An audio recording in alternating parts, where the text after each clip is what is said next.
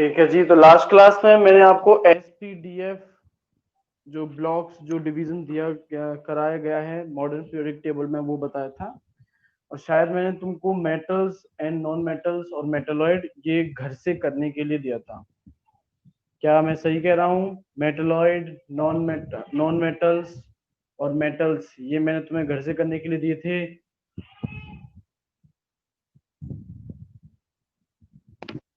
ठीक है, तो तुमने शायद कर लिए होंगे। आज सबसे पहले अपन करने वाले हैं nomenclature of elements having atomic number more than 100। ये हम लोग शायद 10th क्लास या 9th क्लास में भी करके आए हैं। ऐसे आपके एलिमेंट्स जिनका एटॉमिक नंबर 100 से ज्यादा होता है, उनके नोमेनक्लेचर के लिए आईयूपीएसी ने कुछ छोटी मोटी गाइडलाइंस दी हैं। वो क्या है कि जो भी आपके नंबर्स हैं उनके अकॉर्डिंग नाम दिया जाता है। जैसे अगर 0 है तो उसके लिए आप यूज करते हैं निल, 1 है तो अन, 2 है तो बाय, 3 है तो ट्राई, 4 है तो क्वाड, 5 है तो पेंट, 6 के लिए हेक्स, 7 के लिए सेप्ट, 8 के लिए ऑक्ट और 9 के लिए N, E double N N. जो इनके नाम का जो पहला अल्फाबेट है वही इनका सिंबल बन जाता है। जैसे 0 का सिंबल एन, 1 के लिए यू, 2 के लिए बी, 3 के लिए टी, 4 के लिए क्यू, 5 के लिए पी, 6 के लिए एच, 7 के लिए एस, 8 के लिए ओ और 9 के लिए ई। इनका जैसे इनके नंबर्स हैं, आपको कोई भी एटॉमिक नंबर दिया जाए उसमें जो भी नंबर्स हो उन नंबर्स का आप नाम लिख दीजिए और लास्ट में आप लगा दीजिए IUM। तो मैंने आपको एक एग्जांपल दे रखा है। अगर किसी का एटॉमिक नंबर 101 है तो हम लोग इसका नाम कैसे लिखेंगे? 1 का मतलब हो गया अन, फिर 1 के बाद है 0, 0 का मतलब हो गया निल, और फिर वापस से क्या है 1, तो वापस से आप लिखेंगे अन, अन निल अन, और फिर लास्ट में आप क्या लगा देंगे IUM। तो इसका नाम हो जाएगा अन निल अनियम। सिंबल में जो भी आपके पास में 3 लेटर्स हैं उन तीनों लेटर्स का सिंबल आप यूज कीजिए। बस आपको ध्यान ये रखना है कि पहला जो अल्फाबेट होगा वो कैपिटल के अंदर होना चाहिए और बाकी सारे स्मॉल। फटाफट से अपनी ओन लैंग्वेज में इन रूल्स को लिख लो, टेबल बना लो, एग्जाम्पल डालो जल्दी से अपनी ओन लैंग्वेज में। जब लिख लो तब कमेंट कर देना।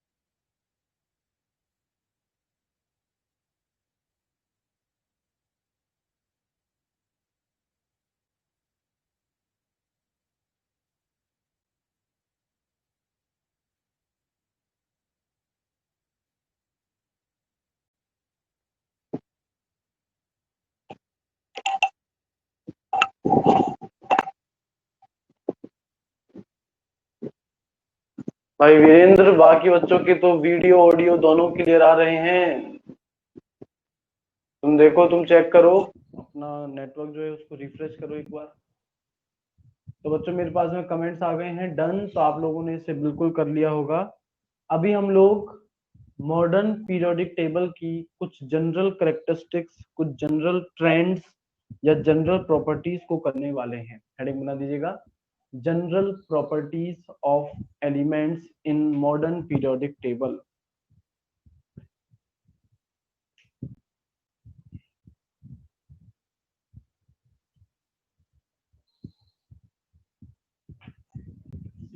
जो सबसे पहला ट्रेंड या प्रॉपर्टी हम लोग करने जा रहे हैं वो है एटॉमिक रेडियस, या जिसे आप एटॉमिक साइज भी कह सकते हैं। एटॉमिक रेडियस या एटॉमिक साइज।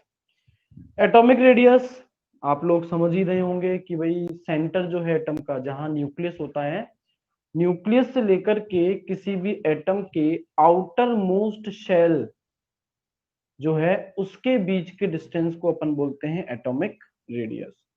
जितना बड़ा एटॉमिक रेडियस होगा, मतलब कि न्यूक्लियस और आउटर मोस्ट शेल के बीच में जितना ज्यादा डिस्टेंस होगा, आपका साइज या एटॉमिक रेडियस जो है वो उतना ही ज्यादा क्या होगा, बड़ा होगा। ये एटॉमिक रेडियस बच्चों हम लोग दो टाइप्स के पढ़ते हैं। एक है अपने पास में कोवलेंट रेडियस और एक है वैन डर वाल्स रेडियस। ये भी हम लोग पहले 10th क्लास में कर चुके हैं, फिर से एक बार बात कर रहे हैं इनकी। कोवलेंट रेडियस की अगर मैं बात करूं तो दो कोवलेंटली बॉन्डेड एटम्स जो होते हैं, कोवलेंटली बॉन्डेड का मतलब जो दो एटम जो कोवलेंट बॉन्ड बना रहे हैं। अब कोवलेंट बॉन्ड के अंदर क्या की जाती है, शेयरिंग ऑफ इलेक्ट्रॉन की जाती है, जिसके लिए ऑर्बिटल्स जो हैं, एक एटम के जो ऑर्बिटल्स हैं उन्हें आपस में ओवरलैप करना पड़ता है। तो एक दूसरे में वो किसी एक लिमिट तक मिक्स हो जाते हैं।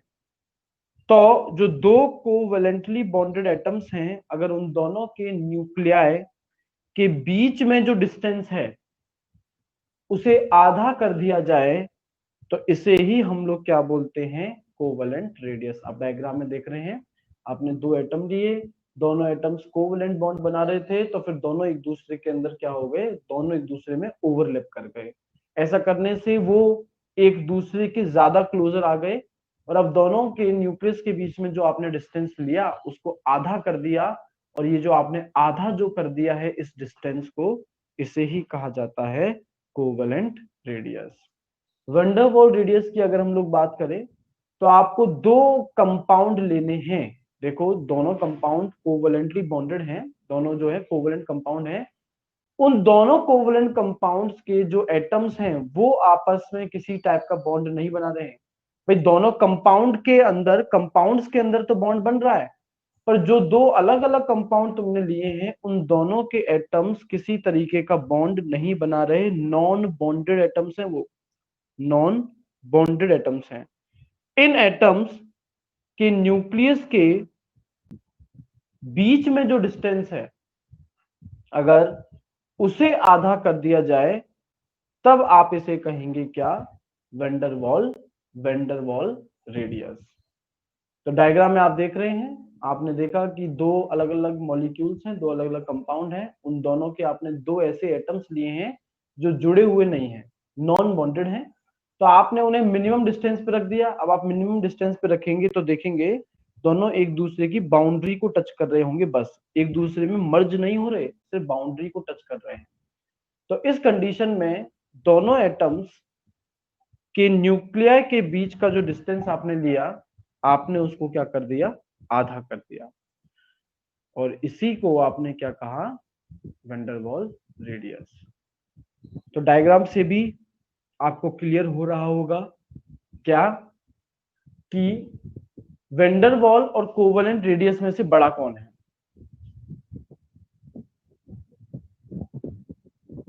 वेंडरवॉल रेडियस और कोवलेंट रेडियस में से बड़ा कौन सा रेडियस है।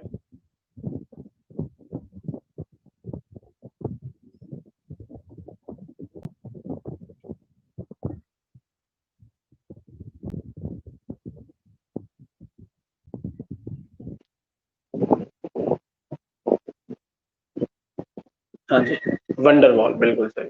ठीक है, तीसरा इसमें एक मेटालिक रेडियस और आएगा, उसको हम लोग कर लेंगे, पर पहले हम लोग इन दोनों को कर लेंगे। तो आप लोग लिखिएगा टाइप्स ऑफ एटॉमिक रेडियस।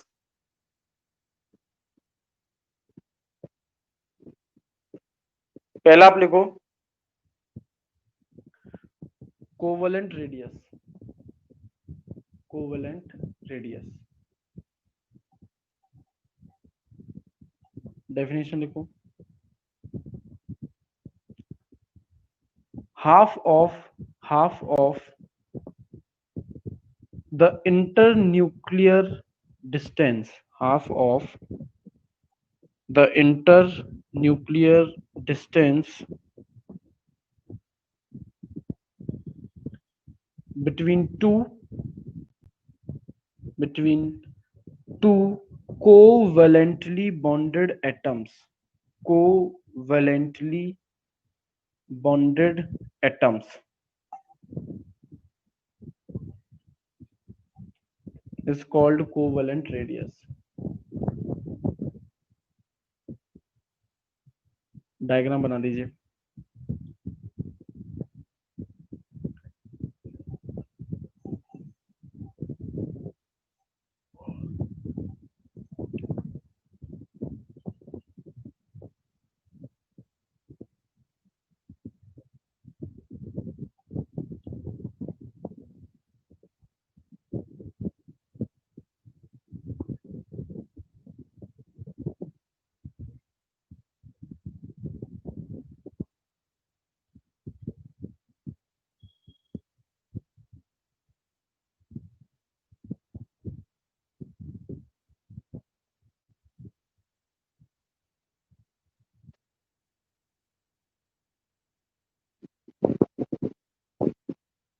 हाँ जी, दूसरा लिखो वेंडरवॉल्स, वेंडरवॉल्स रेडियस,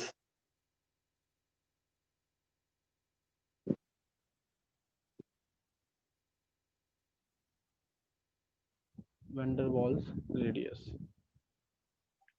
देखो, half of the internuclear distance, half of the internuclear distance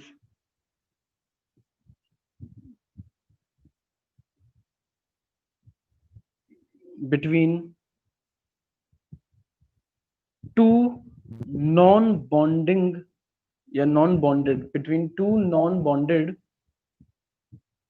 neighboring atoms, two non-bonded neighboring atoms of two adjacent molecules, of two adjacent molecules in solid state, in solid state, in solid state is called van der Waals radius।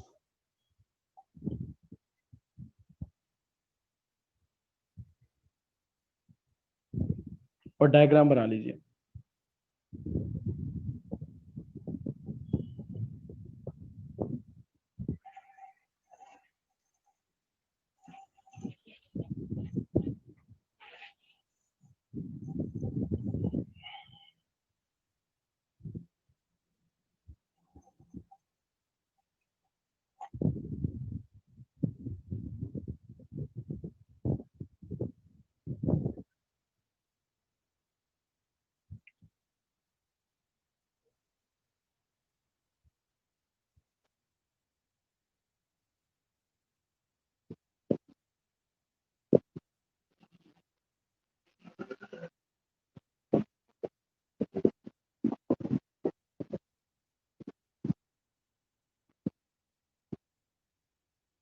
ठीक है, मेरे पास में comments आ गए हैं। तीसरा radius का type है बच्चों मेटालिक रेडियस या क्रिस्टल रेडियस, मेटालिक रेडियस और क्रिस्टल रेडियस।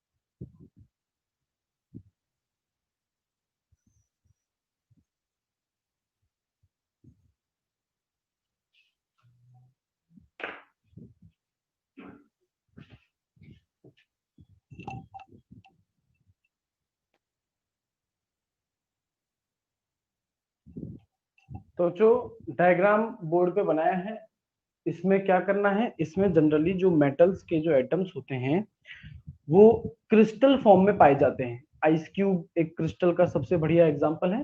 तो एक क्रिस्टलिक फॉर्म में पाए जाते हैं। इस क्रिस्टल के दौरान मेटल के दो एडजेसेंट एटम्स, अगल बगल वाले कोई भी दो एटम्स के न्यूक्लियस के बीच में जो डिस्टेंस है उसे अगर हाफ आधा कर दिया जाए तो इसी रेडियस को कहा जाता है मेटालिक रेडियस। जनरली देखा यह गया है, सबसे बड़ा वैंडरवॉल रेडियस होता है, उससे छोटा मेटालिक रेडियस, और सबसे छोटा आपका कोवेलेंट रेडियस होता है। तो मेटालिक रेडियस की डेफिनेशन लिखो, half of the distance between the nuclei, half of the distance between the nuclei of two adjacent metal atoms, of two adjacent metal atoms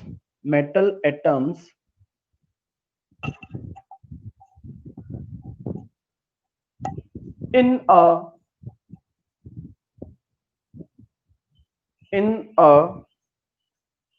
metallic closed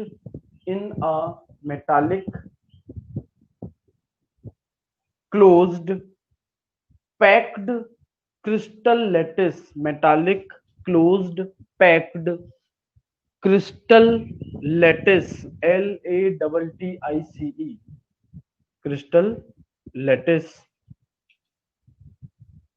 is called metallic radius। और diagram बना,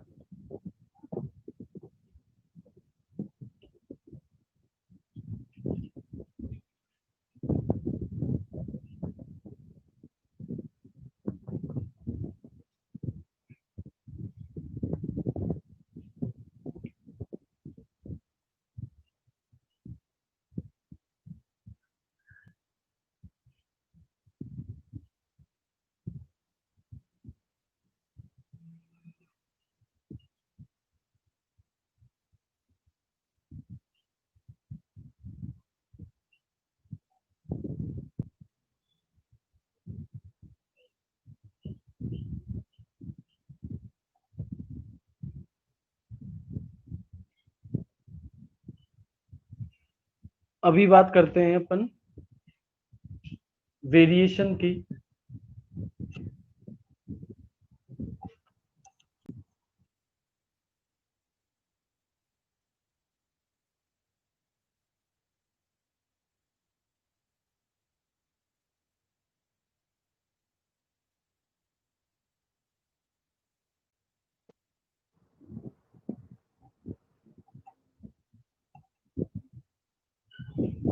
तो प्रिया का कहना है, वापस समझा दो, कोई भी मेटल जो होते हैं वो एक क्रिस्टल सॉलिड बनाते हैं आइस क्यूब के जैसे, जिसमें हर एक कॉर्नर जो होता है उस पर एक एटम प्रेजेंट होता है। तो कोई भी दो एडजेसेंट एटम्स ले लो, उन दोनों एटम्स के न्यूक्लियस के बीच में जो डिस्टेंस है उस डिस्टेंस को आप आधा कर दो, उसी को बोलते हैं अपन मेटालिक रेडियस। अभी हम लोग वेरिएशन की बात करने जा रहे हैं, वेरिएशन ऑफ एटॉमिक रेडियस। जो एटम्स के जो रेडियस की बात हमने की, उनमें वेरिएशंस, उनमें चेंजेस कैसे आते हैं, या कौन से ऐसे फैक्टर्स हैं जो कि किसी भी एटम के साइज या एटॉमिक रेडियस को क्या करते हैं, अफेक्ट करते हैं। सबसे पहले हम लोग वेरिएशन की बात करेंगे डाउन द ग्रुप। जब आप एक ग्रुप में ऊपर से नीचे जाते हैं तब क्या होता है। तो बच्चों आपको पता होगा कि जब आप एक ग्रुप के अंदर ऊपर से नीचे जा रहे हैं तो कंटिन्यूअसली पीरियड का नंबर जो है वो इंक्रीज होता जा रहा है, 1 2 3 4 5 6 7। पीरियड प्रिंसिपल क्वांटम नंबर, मतलब आपको नंबर ऑफ शेल्स जो है वो बताता है। तो इसका मतलब एक ग्रुप के अंदर जब आप ऊपर से नीचे मूव कर रहे हैं तो कॉन्टिन्यूसली जो शेल्स का नंबर है वो भी इंक्रीज करता जा रहा है। और अगर शेल का नंबर इंक्रीज करेगा तो ऑब्वियसली बात है जितने ज्यादा शेल्स होंगे न्यूक्लियस और आउटर मोस्ट शेल के बीच में डिस्टेंस भी क्या होगा, उतना ही ज्यादा होगा।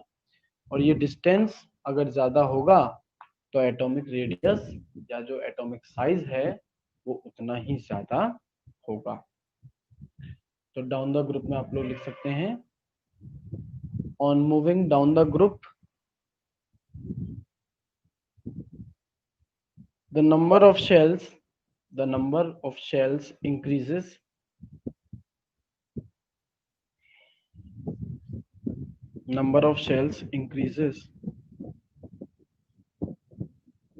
therefore atomic radius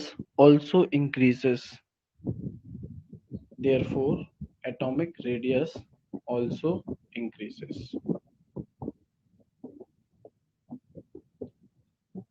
ठीक है।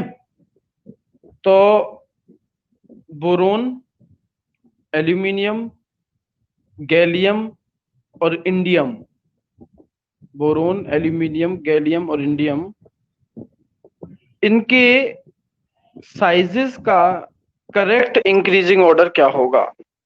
बोरोन, एल्यूमिनियम, गैलियम और इंडियम,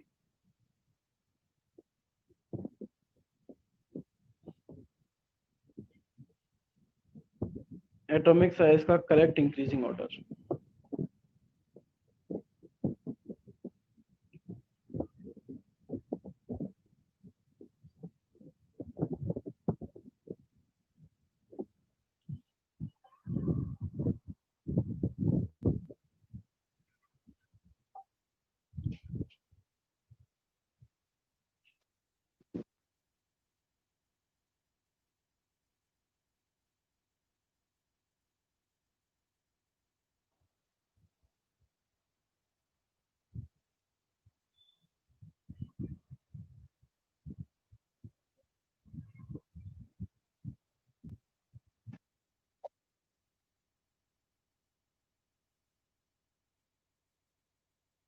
सुमित का कमेंट आ गया है।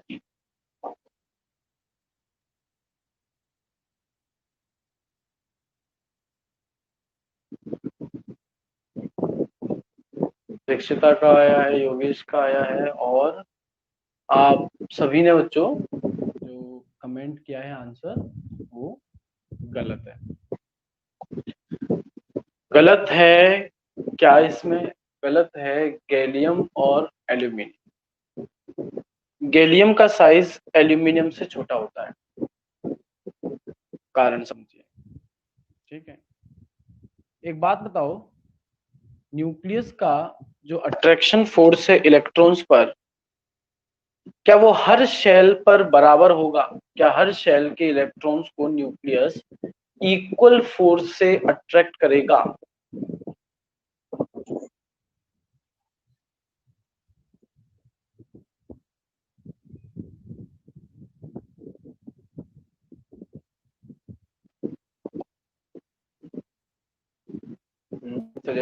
नहीं, बिल्कुल सही है। नहीं, ऐसा नहीं है। सीधी सी बात है, जो सबसे नजदीक शेल होगा उसके इलेक्ट्रॉन्स को मैक्सिमम फोर्स से अट्रैक्ट करेगा, और जो जितना ज्यादा दूर होगा उसके इलेक्ट्रॉन्स को उतना ही कम जो है क्या करता है, अट्रैक्ट करता है। तो सबसे नजदीक में जो सबशेल, सबसे पास में न्यूक्लियस के सबसे पास, सबसे पास में जो सबशेल होता है वो कौन सा सबशेल होता है? न्यूक्लियस के सबसे नजदीक जो सबशेल होता है वो कौन सा सबशेल होता है?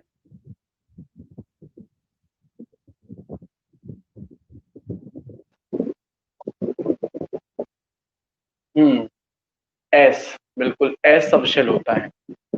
तो इसका मतलब ये हुआ कि एस सबशेल के जो इलेक्ट्रॉन्स हैं उन पर अट्रैक्शन फोर्स ज्यादा लगता है, उससे कम अट्रैक्शन फोर्स पी सबशेल के इलेक्ट्रॉन्स पे लगता है, और उससे कम लगता है किसके पास, डी, और सबसे कम लगता है किसमें, एफ में।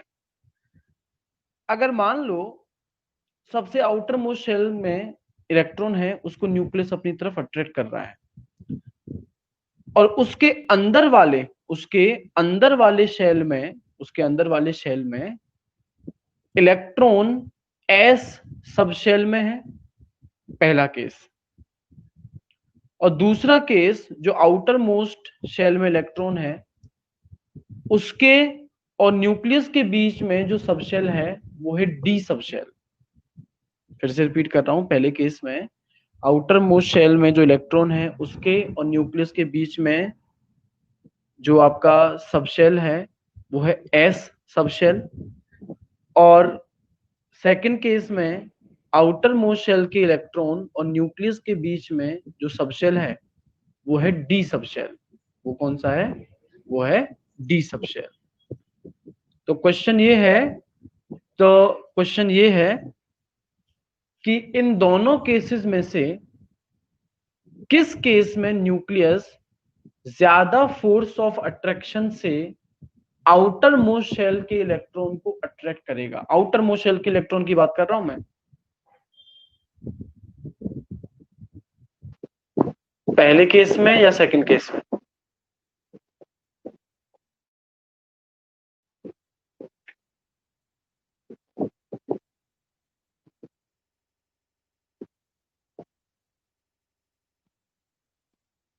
ज्यादातर बच्चों का कहना है केस फर्स्ट, सुमित का, योगेश का कहना है केस सेकंड, और किसी का? ठीक है, तो आप लोग कॉन्सेप्ट नहीं समझे भाई। फर्स्ट केस में बीच में एस सबशेल है, बीच में एस सबशेल है। जैसा कि आपने बताया कि सर एस पर एस सबशेल ज्यादा पास में होता है तो एस पर इलेक्ट्रॉन जो न्यूक्लियस का फोर्स ऑफ अट्रैक्शन है वो ज्यादा लगता है। अगर ज्यादा force of attraction S subshell के इलेक्ट्रॉन्स पर लग रहा है तो उसके बाद में आने वाले इलेक्ट्रॉन्स पर तो अट्रैक्शन फोर्स घट जाएगा ना। समझ में आई ये बात कि नहीं आई? अगर एस सबशेल पर ज्यादा फोर्स ऑफ अट्रैक्शन लग रहा है तो इसका मतलब ये हुआ ना कि एस के बाद में जो इलेक्ट्रॉन्स आने वाले हैं उन पर न्यूक्लियस का अट्रैक्शन फोर्स कम लगेगा। समझ में आई ये बात कि नहीं आई?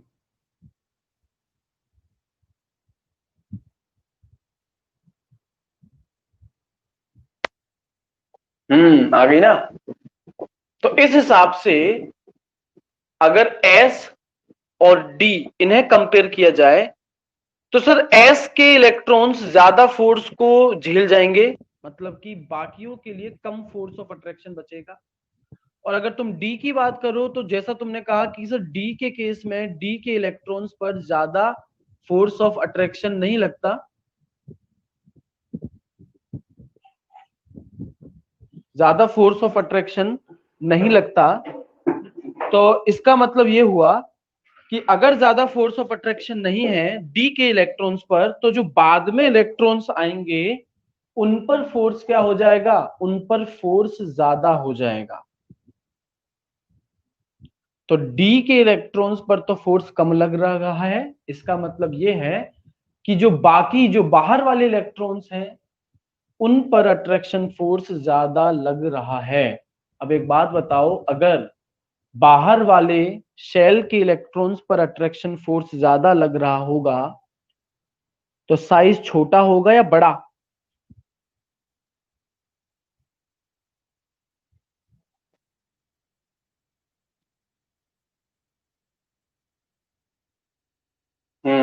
स्मॉल, छोटा होगा। अब जरा तुम्हारे पास में जो पीरियोडिक टेबल है उसको ओपन करो,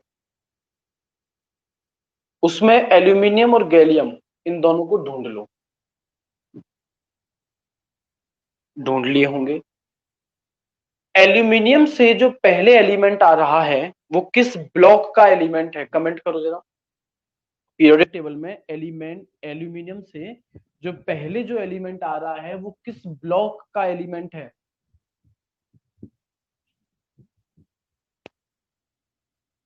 बिल्कुल सुमित, एस ब्लॉक का एलिमेंट है। अब जरा देख के बताओ, गैलियम से पहले, जस्ट पहले जो एलिमेंट आ रहा है वो किस ब्लॉक का एलिमेंट है? गैलियम से जस्ट पहले जो एलिमेंट आ रहा है वो किस ब्लॉक का एलिमेंट है? वो है डी का।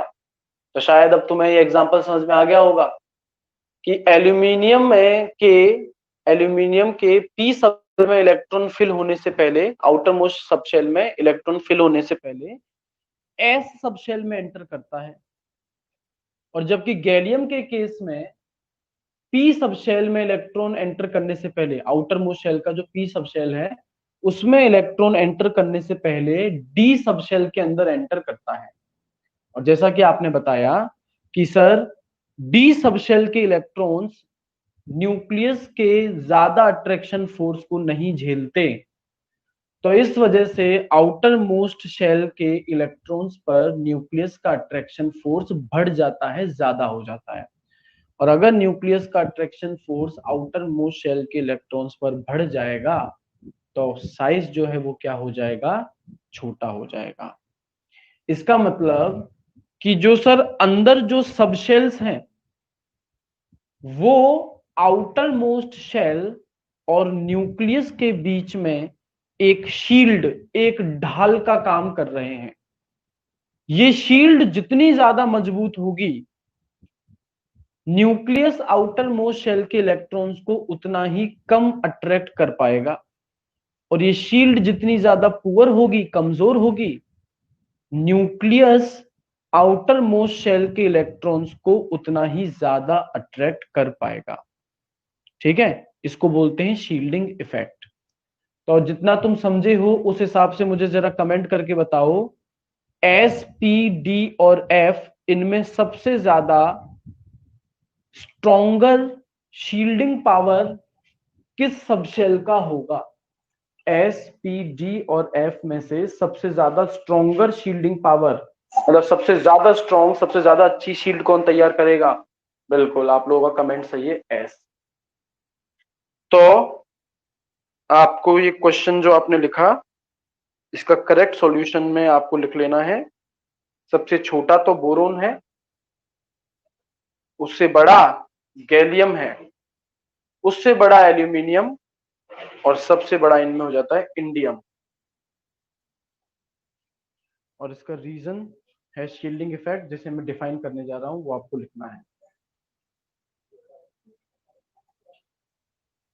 शील्डिंग इफेक्ट, जैसे स्क्रीनिंग इफेक्ट भी बोलते हैं, शील्डिंग इफेक्ट या फिर स्क्रीनिंग इफेक्ट। लिखिएगा, the attraction force of nucleus, the attraction force of nucleus is different on is different on is different on different subshells and shells, different subshells and shells, full stop. The electrons in the inner subshell, the electrons in the inner subshells are more attracted by nucleus, are more attracted by nucleus than the outermost shell, than the outermost shell, full stop. Therefore the electrons of inner subshell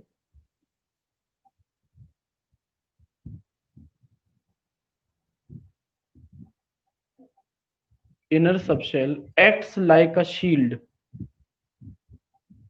acts like a shield and reduces the attraction force on valence electrons.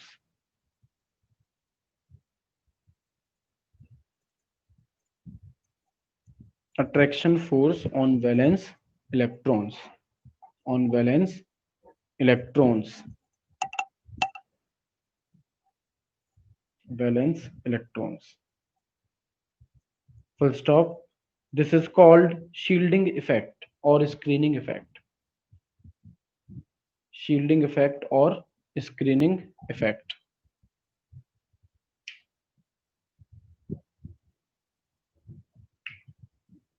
Shielding effect का order बना लो, correct order. सबसे ज्यादा shielding effect S का, फिर उससे कम P का, उससे कम D का, और सबसे कम एफ का।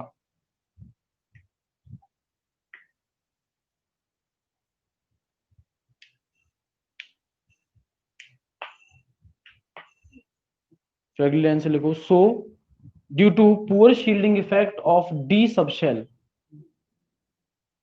Poor shielding effect of d subshell, d subshell, comma, in case of gallium, in case of gallium,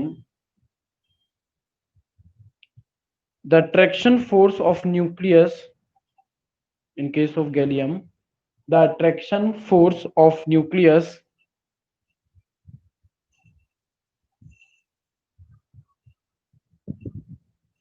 on valence electrons, of valence electrons increases, valence electrons increases,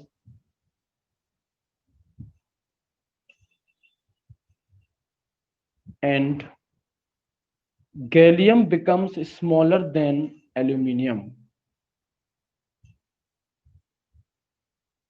smaller than aluminium।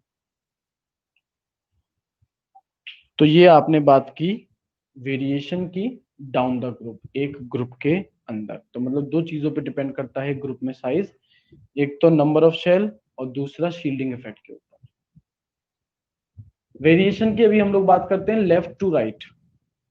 जब आप एक period में left to right move करते हैं, तब देखो बच्चों, shell का नंबर तो रहता है सेम, पर एटॉमिक नंबर कंटिन्यूअसली बढ़ता जाता है। एटॉमिक नंबर का मतलब है नंबर ऑफ प्रोटॉन्स। जितने ज्यादा प्रोटॉन्स होंगे उतना ही ज्यादा अट्रैक्शन फोर्स लगेगा न्यूक्लियस और वैलेंस इलेक्ट्रॉन्स के बीच में, और जितना ज्यादा ये अट्रैक्शन फोर्स होगा साइज उतना ही क्या हो जाएगा, छोटा। इस फोर्स ऑफ अट्रैक्शन को बोलते हैं इफेक्टिव न्यूक्लियर चार्ज। तो लिखिएगा, on moving left to right in a period, on moving left to right in a period, in a period, the number of shell remains same, the number of shell remains same, remains same, while effective nuclear charge, while effective nuclear charge increases continuously, effective nuclear charge increases continuously, increases continuously,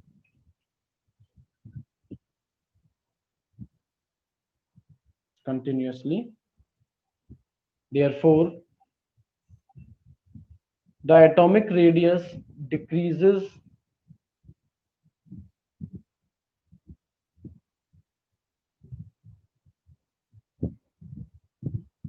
decreases on moving left to right in a period.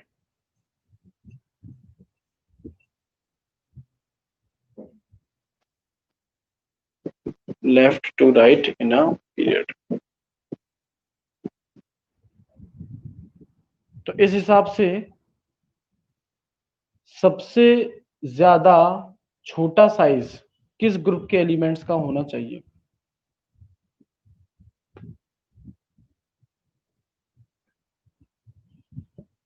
सबसे ज्यादा छोटा size किस group के elements का होना चाहिए?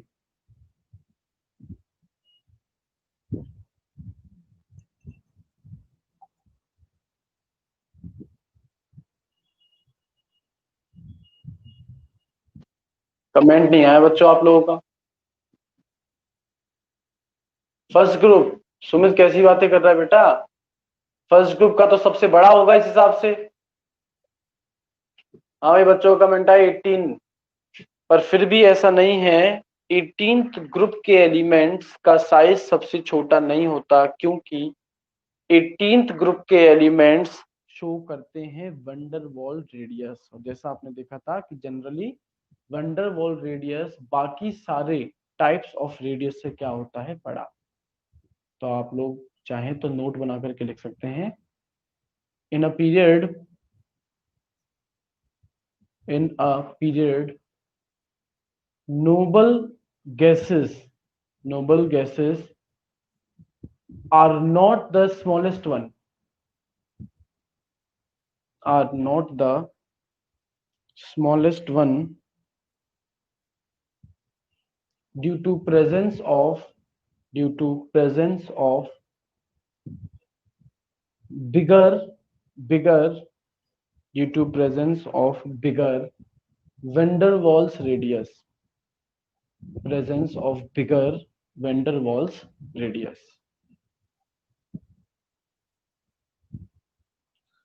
अब बच्चों ये जो आपने लिखा है एटॉमिक रेडियस, इसकी वेरिएशन तो हो गई। इस एटॉमिक रेडियस में एक छोटी सी सब हेडिंग बनेगी आयोनिक रेडियस,